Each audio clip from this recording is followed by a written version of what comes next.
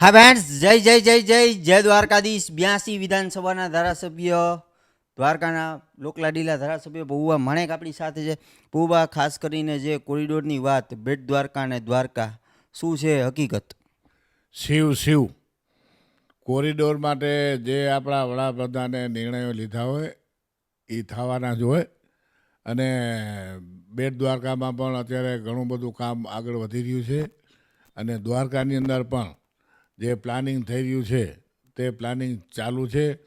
ટૂંક સમયમાં મને એવું લાગે છે કે કદાચ આ જાહેરાત થશે અને કામને વધારે વેગ અપાશે એવું લાગે છે. ખાસ ઓખા મંડળની વાત હોય, જે દ્વારકા તાલુકાનો વિસ્તાર છે, કંઈ જીઆઈડીસીને કંપનીને લઈને પણ કંઈક ને કંઈક વાતો ચાલી રહી છે. શું કહેવું એ બાબતે? શિવ જ્યારે તાલુકાની અંદર અતિશય વિકાસની જ્યારે વાતો થતી હોય અને બેટ દ્વારકા અને દ્વારકામાં જે કોરિડોરનું કામ છે એ બહુ મોટા પાયે પ્લાનિંગ છે, ત્યારે નાના મોટા ઉદ્યોગો માટે જે જગ્યાઓ જોઈએ તો મેં સૂચવ્યું છે કે જે નાગેશ્વર રોડ ઉપર જે ગૌશાળા છે એની સામેથી કરી અને ધ્રાસણવેલ લગી ત્યાં સરકારી જમીને ઘણી બધી છે ને થોડા ઘણા નંબર કદાચ પ્રાઇવેટ આવતા હશે, પરંતુ એ જગ્યા એવી છે કે અહીંયા નાના મોટા ઉદ્યોગ હાલી શકે. અને બીજું ખાસ કે એ જગ્યા આખા દ્વારકા તાલુકાનું એક હૃદય કહેવાય. બધા આખો ઓખા મંડળમાં જ્યાં જાઓ ત્યાં 30 કિલોમીટર થાય.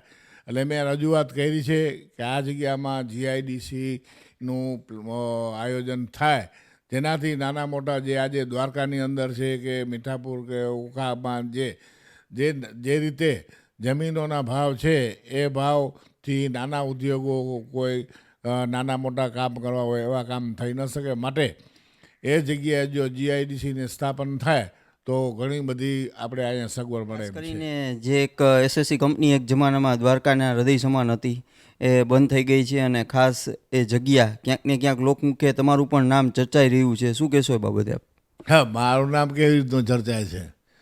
જો એસએસસી કંપની બંધ થઈ ગઈ છે અને એ જગ્યાને જે રીતે અત્યારે જે કોઈ કાંઈ કહેતા હોય, પરંતુ હું મારા જીવનની અંદર કોઈ કામ એવું કરવા માગતો નથી કે જે કામ કરીએ એની અંદર ઘણું બધું ખોટું સાચું કરવું પડે. એટલે મારે ને એ જગ્યાને લાગે ન કે વળગે. વાત રહી કે તમે એમ કહો છો કે તો આ જગ્યા વેચવાની, તો હું માનું છું ત્યાં લગી જેટલા પણ અહીંયા જે એસએસસીના નામે, એસએસસીના નામથી કે જે કંઈ વાતું કરે છે, જેટલા લોકોને જોઉં છું, એ કોઈનું નામ આ જગ્યામાં છે જ નહીં. આ એક વાત. પછી જે ઘણા બધા મને પૂછવા આવે છે અમારે લેવી છે, ત્યારે હું એમ કહું છું કે ભાઈ મારે કોઈ સલાહ દેવાની જરૂર નથી. કારણ કે જે કોઈ તમે જમીનો લ્યો તો આજે સારા વકીલ હોય, જેનું બજારની અંદર નામ હોય, એવા વકીલોની સલાહ લઈ અને લ્યો. તો દ્વારકા ટુડે દી ઓમ ધોબાણી, સૌને મારા જય દ્વારકાધીશ.